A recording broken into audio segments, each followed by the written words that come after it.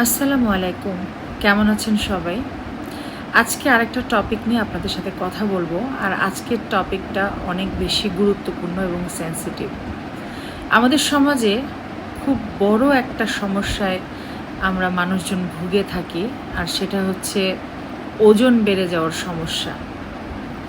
এটা নারী পুরুষ নির্বিশেষে এই সমস্যাটা অনেক বেশি প্রখর, এবং যখন কোনো মেয়ের ওজন বেড়ে যায় তখন যে তার জীবনের সাথে কি হয়, মানে এটা শুধুমাত্র যার ওজন বেড়ে গেছে সেই মেয়ে ছাড়া অন্য কেউ এই সমস্যা বা এই কষ্ট ফিল করার ক্ষমতা রাখে না।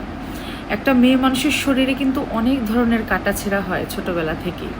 হ্যাঁ, মানে অনেক আর্লি এজে মেয়েদের বিয়ে হয় বেশিরভাগ ক্ষেত্রে, এবং খুব তাড়াতাড়ি তাকে বেবি কনসিভ করতে হয়।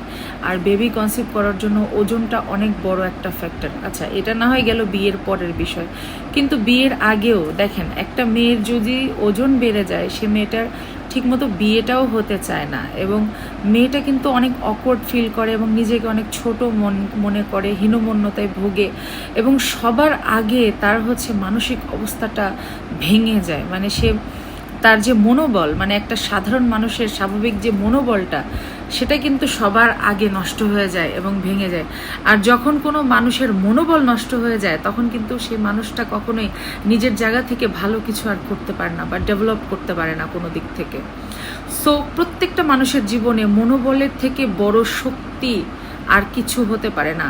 আর এই মনোবলটা অনেকটা ডিপেন্ড করে মানুষের শারীরিক সুস্থতা বা ফিটনেসের উপরে। ঠিক আছে, মেয়েদের ক্ষেত্রে এটার ইম্প্যাক্ট অনেক অনেক বেশি, যেটা ছেলেদের ক্ষেত্রে অপেক্ষাকৃত কম।